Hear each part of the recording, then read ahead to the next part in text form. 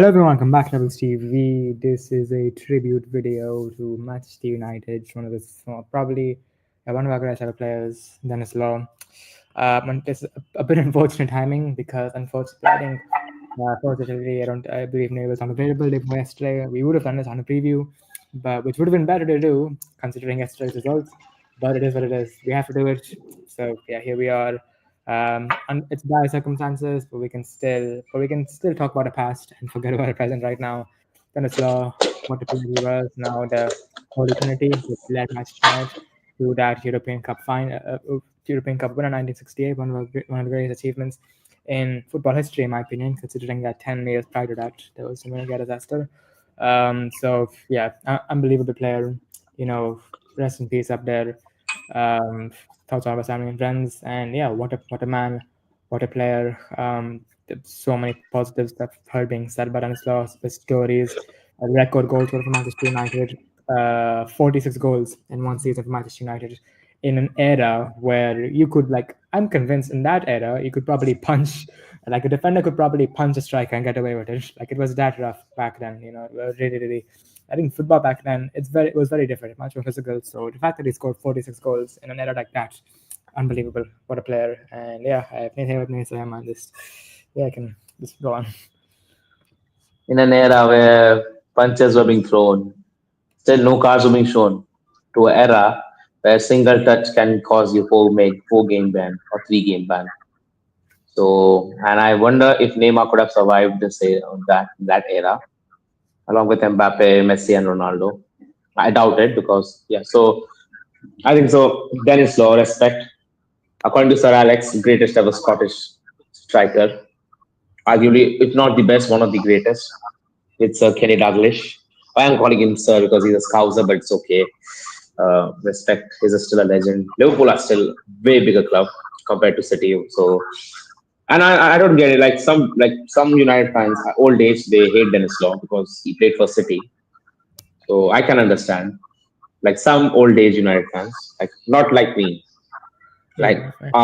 our grandparents' age, like they hate him because he played for City.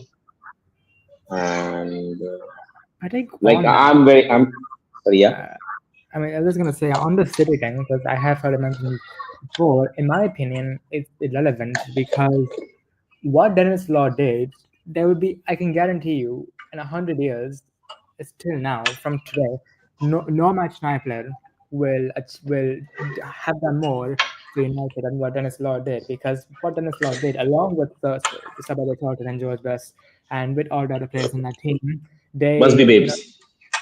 yeah, they avenged the Busby Babes.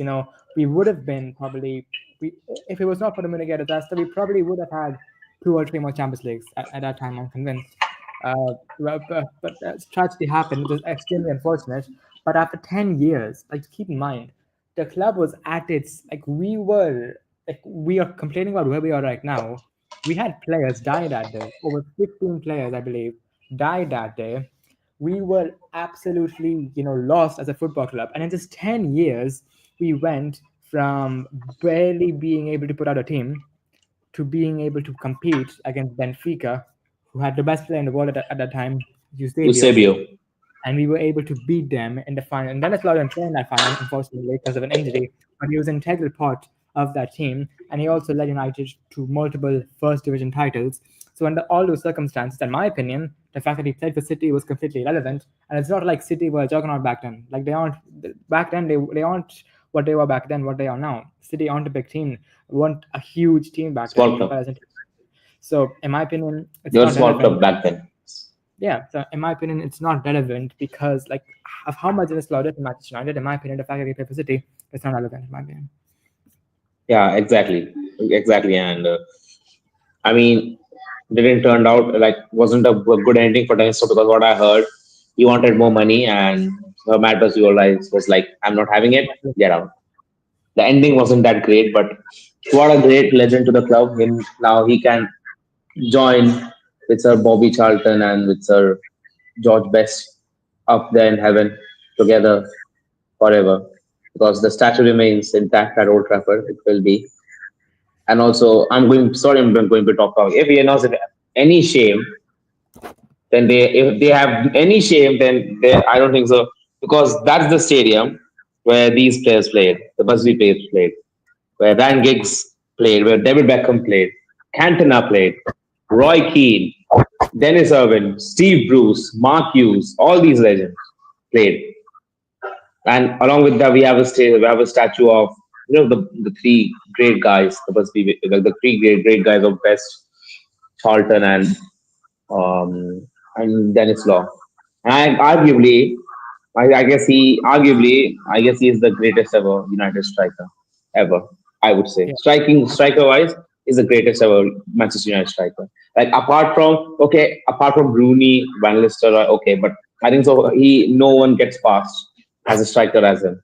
Okay, so because he played in an era, he was short, he was short heighted, he had pace, he had finishing, he had everything as a striker. And even though he could head, he can have a good header. And one goal, one season, 46 goals. unbelievable. Tell me, Haaland can do that in one season with an era with that type of players, It was kicking and unbelievable. punching from all over the place. And also, I just googled that double checked this, and I believe that there are four people in sorry five. I think in Manchester United's history who have statues at Old Trafford. So Matt Busby, he obviously died a long time ago. The Holy Trinity are now gone, and now Sir Alex Ferguson, who I don't want to be I don't want to be negative. I don't think he has much time left either. I think he's the Oh, only one come who on. has a statue at Old Trafford. He's the only one. That's no. I was like, let's hope he lives 100 more years. Yeah, of course, of course. But yeah, I mean, yeah, what a player Denis Law was. You know, yeah, I mean, 46 goals, as you mentioned. Like the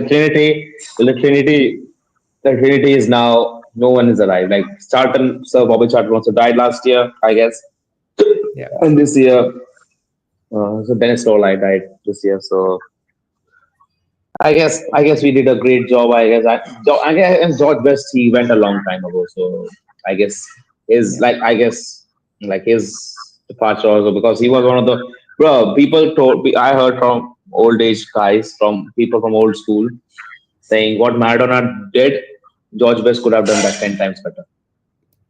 sorry, what? What Maradona did for Oh, Argentina or for his overall career, George Best did that 10 times better. I mean, George, I mean, yeah, I mean, of course, he had a lot of off-the-field issues, but yeah, George Best as well was he was one, probably, yeah, the most talented player in my Chinese history, George Best. And I guess he was an academy player as well. He was, yeah, I think all three of them, yeah, I believe all three of them were current players, I believe. No. Dennis Law wasn't an academy player. He was a signing from City. Okay, that's my mistake. But yeah, I mean that. But yeah, George Best and Sababi Charlton World United legends. We will say like academy players and also legends, of course.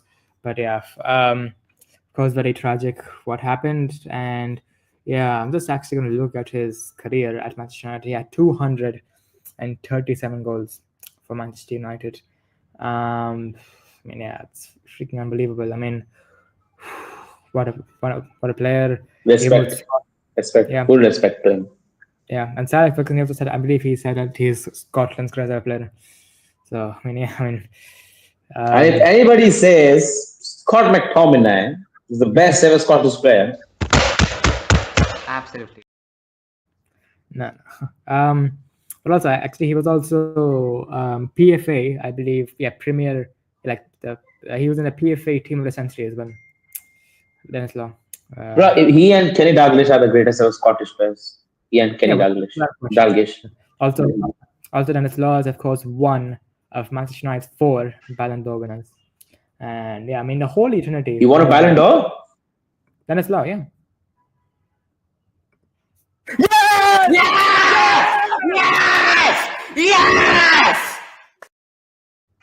Wow, I didn't knew that. I knew Charlton won it. I also knew Best won it, but I never knew Sir Law won that. Won it as well. All three of them won the Ballon d'Or. So yeah, and yeah, I think that's not very much to say on Dennis Law. Of course, I would love to say more on him, but I think both of us are not at a hall at the age to know about him more. So I think we've said what we know. We've said what we can say.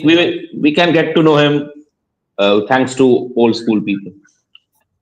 Yeah, thanks to people like Sir Alex Ferguson and people who are still alive. Also, of course, I forgot to mention as well yesterday. There was we never talked about it, but we should be, because on match night on the day we won the European Cup, three players scored. There was Sababi Tottenham in the place, George Best, and there was also Brian Kidd, who was present actually yesterday for Manchester United. I believe there was also Alex Stepney, who was the goalkeeper in that final for Yeah, Manchester yeah. United. Wait, wait, Against wait. Liverpool. One second. Well, Real Madrid did offer Di Stefano to us, right? When we were on a crisis. Both Di Stefano and Ferenc Puskas were offered to Manchester United, but for different reasons, they couldn't go through. But Madrid wanted us to sign them for free. For free. Yeah, no, I mean,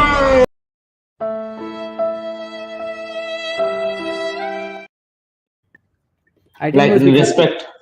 I think from what I remember, I think I forgot which one, but for one of them it was because of wages, I think, and for the other one I forgot the reasons. But yeah, like it wasn't Madrid's fault. Like they wanted us. Dude, imagine Ferenc Puskas and Di Stefano. Yeah, I mean, what? Miracle. Yeah, what an era that would have been. But I mean, yeah. Um, yeah, so I mean, yeah, it was lovely as well to see Alex Stepney and Brian Kidd there, because I mean, of course, the legends are gone, like the people who have statues are gone, but we still have a couple of players who are alive from that glorious day, which is brilliant. So yeah, it is what it is. As Peter saw, and yeah, I think we've said what we can say about him. Now I think we can go on to some other news Wait, revolving wait. around. Before we move on, was Sir Alex teammate of Sir Denso? That's actually a good question. Let me try to check that. I'll just check when we move on. So Alex Ferguson, he played for Scotland, right? He surely would have. Yeah, he was a striker. Sir Alex. Oh, he only played 4 games for Scotland. Um, that was Absolutely shit. that was in 19, but he scored 3 goals in 4 games. Fair enough.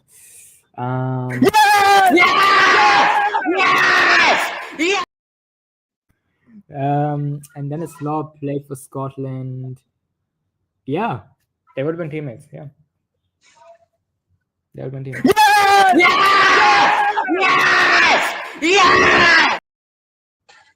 Yeah. Wow. I mean, I didn't knew that. also, can I just say, glory to freaking Scotland. They gave us Semi Busby, Sir Alex Ferguson, and Dennis Law. Matt Busby was Scottish? Yeah. Oh my god, I didn't knew that. Yeah. So also, bro, I think there was also Liverpool's great manager. I forgot. I think it's Bob Paisley. I think when he was also Scottish. Yeah. Oh, no wonder Scouser have United and Liverpool. Of course, there are many Scousers live at United as well. Or Manchester. That makes sense. Like, and Tate, look at Tate, Mr. Tate. Tuesday, April Fool's Day is the biggest fool in Manchester, and it's you, David Moyes. Unfortunately, David Moyes was Scottish, and it didn't work out for him at United. So yeah, I think we can, and that is that. I mean, glory to Scotland and glory to Dennis Law. So yeah, I think that's that. Now we can move on to some other news, because of course I would love to. I know we've said what we can say about Dennis Law, and there's some transfer news. So yeah, now I think we could focus a bit on the present for Manchester United, because this is the reality. So yeah, I mean, Neil, I think you had to go a bit early yesterday. So is there anything you want to add on from yesterday? Well, thanks to Don Fabrizio, we are monitoring on a left back, Danish left back, 20-year-old. So I'm very much excited. I'm very much excited of what, because the last year, what I've heard, he's going out on loan. Anthony's almost confirmed as well. He's going out on loan, but there's no outgoing, incomings. But we are still monitoring for a left back. Left back is very necessary, And I forgot his name, but he's Danish, I guess. A little bit of Rasmus. Sorry? Dorgu. Oh, okay. He must be of African descent, I guess. It's okay. Nigerian. Yeah, fair enough. But, Nigerian players have done well United recently. It was African players, not Nigerian. I mean African, sorry. Not Jemba or not Odion Igalo. So, Amad Diallo especially. And, it's a concern, and especially Onana as well. Onana, want to talk about Onana. Really want to talk about him today. Um, okay, so what I've thought the whole night, I thought about this. The whole day, I thought about this, and this is my answer to him. Thank you for the memories. Thank you what you did for the club. Thank you for saving the penalty against Copenhagen, but which was absolutely no, we had absolutely no chance against Bayern Munich at home. Thanks for that, but you have been a good servant to the club. But I guess you should not be a goalkeeper for Manchester United, a club of such high stature. Because okay, so what I'm saying is I don't want to disrespect him. Like I'm very much pissed off, but very I'm trying to be really, really positive and very, very optimistic because he was good at Inter Milan. That one good season, he was a good at Inter Milan. Doesn't mean because see, I was excited about this signing. You were excited about this signing I was. about I think Onana like signing. I think both of us. I think we agreed, and like we both loved David De Gea very much. But I watched him in the Champions League final. He looked fantastic, and I heard so many good things about him. I thought, he, I No, thought he going did down well. the grade. No. Goalkeeper's main job is to save. If you can't even save the ball, forget about ball playing. He can't even pass the ball properly. He can't even pass the ball properly. He's giving away mistakes. But tell me, David De Gea's whole career, the mistakes he has caused, David De Gea has done, there's more mistake he has caused us in 2 years, this goalkeeper. I can't Yeah, trust in yeah, yeah. I Like can't trust in Andrew Onana. I actually saw some stat actually. The mistakes David De Gea made in a 12-year period, Onana has got almost the same in 1.5 years. It's not even 2 years, 1.5 years. Yeah, so even Amaron, I guess he needs to think. Like I don't like I guess I am ready to take Kilo Navas right now, but Ian Navas won't. And Omar Pereira's strategy is if a player doesn't perform for 2 or more years, he should be sold. I guess the goalkeeping options I'm looking for right now, I can even I right now if Altai performs, he can be on number one next season. I have no problem with him being on number one. Look at the Yeah. performance he put against Arsenal. The only issue, I think his shot stopping is good. It's good, but I think the only issue is he looked weak on crosses. He looked weak on, but I think he's better than Same Onana. impress for Onana. He's better than Yeah, Onana. he's better than Onana. Yeah, and he can't be a long-term goalkeeper for United. Onana, I guess, Bindy will be type of Romero. He'll be type of Romero. Like he cup games, he will do very good, or some Premier League games here and there.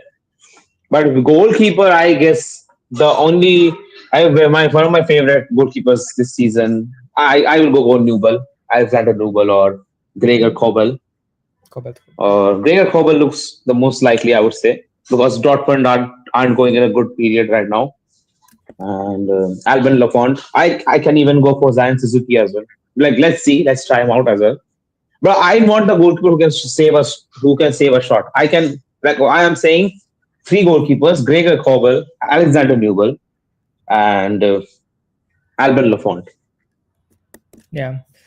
I think United will be looking at that, and I also be looking at that. But for right now, I think left back is the main. I think also what I heard was Dorgu was actually on the list. Like he was, I think there was five left backs you were looking at. I believe there was Nuno Mendes, there was Aitnuri, Kerkez, there was one more, Anthony Robinson, I think would have been on there, and there was Dorgu. I would actually go for Kerkez personally. Yeah, but Bournemouth will want 50, 60 million. So And Bournemouth, look at Bournemouth, sixth position.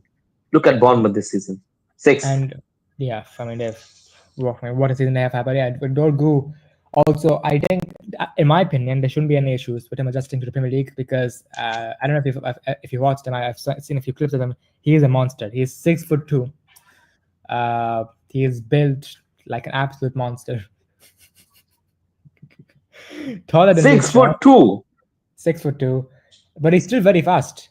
Even at 6'2", but he's still very fast, very I don't mobile. know who's he's taller than who? Luke Shaw. Who is he? Well, That's fine. So I think Dorgu as well. He's also a Danish international. He's played for Denmark, and he's playing for Denmark right now. And yeah, I think he looks like a very good an up-and-coming player. He's actually played on the wing for what's it? Because yeah, Lecce. This yeah, Denmark plays three at the back. Denmark generally they generally play three at the back. So yeah, And uh, Lecce, who was the Syria club who he plays for, they've even used him as a winger. He's also a very versatile player. He can play on both flanks. He can play wing back, right wing back. I think he could even play number 10. Of course, right now we need a left wing back, but number 10 he can play that. is he Nusir Mazraoui part two? I mean, possibly. I mean, he looks like a good player. The only thing I would say is that the price tag I've heard they want around 40 million. Fuck off, because I actually saw the stat. If we give them 40 million, that will be enough to cover their team's wages for the next 2 seasons. Because Serie A clubs, their finances are in the trenches, even the big clubs. So let alone the small clubs. So um, if I were in the United board, I would tell Lecce, listen, 25 million plus 5 or 10 million in add-ons. Fuck off. You need money. This player wants to come to United. Like I'm tired of teams because if Brighton went for him, 20 million, no problem. But United are going for him, so times two. So yeah, ridiculous. Let's see what will happen. Also, I can't just say he's played. I like him, but he's played 2 seasons of professional football, like 40 million. Come on, that's ridiculous. So yeah, and it's a fullback as well. Fullbacks should not be that expensive. So yeah, and also, oh yeah, sorry, I think we forgot to mention Anthony to Real Betis is a done deal. Here we go. Probably the saddest here we go we've seen in a while. The But yeah, first transfer.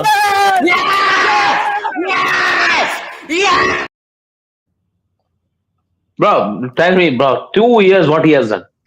2.5 years what he has done. and he will go down as one of the worst signings in Premier League history. Like my God, I think now what we need him to do well in La Liga. Then maybe in the summer someone will buy him. That's what we need. But yeah, also I think also the finances on the deal show like I wasn't expecting anything, but still no loan fee, and they're paying 50% of his wages. So we will save around 1.5 million saved from this loan What? in wages. Seriously. Yeah, only 1.5 million will be saved from this deal. Glazers, one message to the Glazers. Fuck off. Fuck you, man. Fuck you, fuck the Glazers. Okay, Actually, first season I would say, and No, go on. first season only was decent. Rest all bullshit. The thing is, he's had good. I actually think he's actually a decent, not finisher, a shooter. Because I've seen he's scored some goals, like against Reading. I think he scored outside the box against Betis, Barcelona, Man City. He's actually got a good left foot on him, but everything about his game is just. Also, one thing I will never understand about Ten Hag. Listen, I was never Ten Hag out, but I will never understand because when Ten Hag was coaching Anthony, at that same time he was also coaching Mohamed Kudus. So how did you spend 80 million on Anthony and not Kudus when you coached both of them? How did you not know Kudus was a better player than Anthony? Message to Ten Hag. Total resist.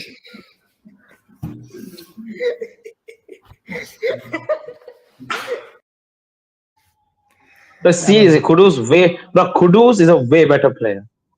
Way better player. Bro, he's balling. He's staying in the Premier League this season. But he's a player who actually Arsenal would want him, Liverpool would want him, City would want him. He's a perfect replacement for Salah. Perfect replacement. I mean, yeah, he's a fantastic player. I mean, yeah, I don't know I went for Anthony, but yeah. Also, I was just gonna say as well on the Glazers. I actually did some research in my free time about the Glazers and how they took over Manchester United. First of all, I'm appalled that this allowed to happen because what basically happened was that the Glazers couldn't afford to actually buy Manchester United. They took a loan out, and they basically did. They basically took a loan out, bought Manchester United, and then used interest from Manchester United to pay for that loan. Not only that as well, but I mean, you may have heard this. Like at Old Trafford, does not have an atmosphere. Like it's bad atmosphere nowadays. Well, I actually saw a comment along, which basically said the reason for that is because nowadays, people who watch Manchester United at Old Trafford, they're all businessmen. They don't even support Manchester United properly. They're not local Manchester United fans. They're businessmen who are paying more money to the Glazers to have seats at Old Trafford, which is why, and that's the reason why the atmosphere has been dead in the past few years. Let's hope by the coming of Enos, everything changes. Yeah, I mean, so yeah, I think, yeah, got the better, and yeah, I think as well, yeah, looking at Patrick Dorgu again, yeah, I do hope, but what I will say is that why didn't we do this sooner? We needed a left back in the first week of January. Why are we doing this so late? That's what concerns me a little bit.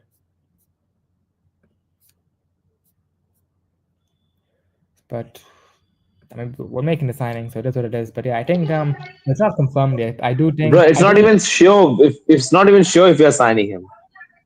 Yeah, but, I mean, I do think that from what I've seen, I think that by the end of this week, potentially we could get here we go by the end of this week because we have to move fast in January. Because in 1 week it's 27th of January, 4 days off the window. So I think we'll get him in by the end of the week. But let's see.